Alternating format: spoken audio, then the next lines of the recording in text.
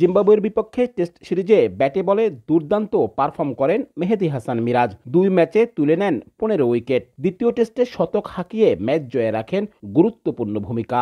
All-round নৈপুণ্যে জিতেছেন series সেরার পুরস্কারও। সাকিব মুশফিকের পর তৃতীয় বাংলাদেশি ক্রিকেটার হিসেবে যা তাকে দিয়েছে আইসিসির প্লেয়ার অব দ্য মান্থের পুরস্কার। যদিও এমন পুরস্কারের চেয়ে নিয়মিত পারফরম্যান্সই গুরুত্বপূর্ণ মিরাজের কাছে।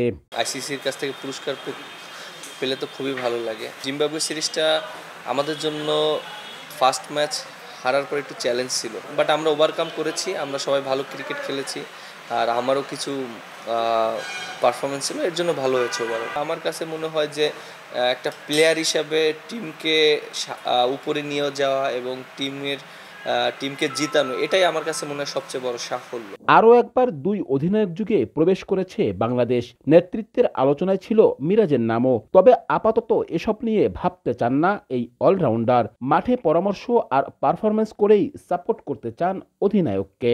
বোর্ডের ডিসিশন যে তারা কিভাবে আগাবে এবং কাকে নতুন করে চিন্তা করবে কিনা বা ওকে রেখে কন্টিনিউ করবে কিনা, এটা সম্পূর্ণ ক্রিকেট বোর্ডের decision. So end of the day আমরা এটা নিয়ে কখনো কমেন্টস করতে পারি না। ক্যাপ্টেন একটা অনেক ইম্পর্টেন্ট রোল, যার ডিসিশন অনেক কিছু নিতে হয়, but end of the day আমরা যখন মাঠে খেলি তখন ক্যাপ্টেনকে আমরা সবাই সাপোর্ট করি। পারফর্ম করলেই তো দেশ জিতে। জাতীয় দলের পাকিস্তান সফর নিয়ে গেল কয়েকদিনের উৎকণ্ঠাও কেটে গেছে।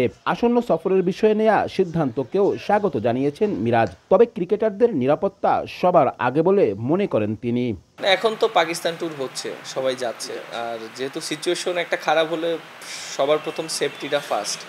সো সেই ইস্যুতেই হয়তো বিবেচনা করেছে, এবং এখন যেহেতু পাকিস্তান সিরিজ হচ্ছে, আর আশা করি ভালোই হবে। খুলনায় একটি বাণিজ্যিক অনুষ্ঠানে যোগ দিয়ে পরে সময় সংবাদে সাক্ষাৎকারে এসব কথা বলেন মিরাজ। এর জন্য আরো বেশি ভালো লেগেছে।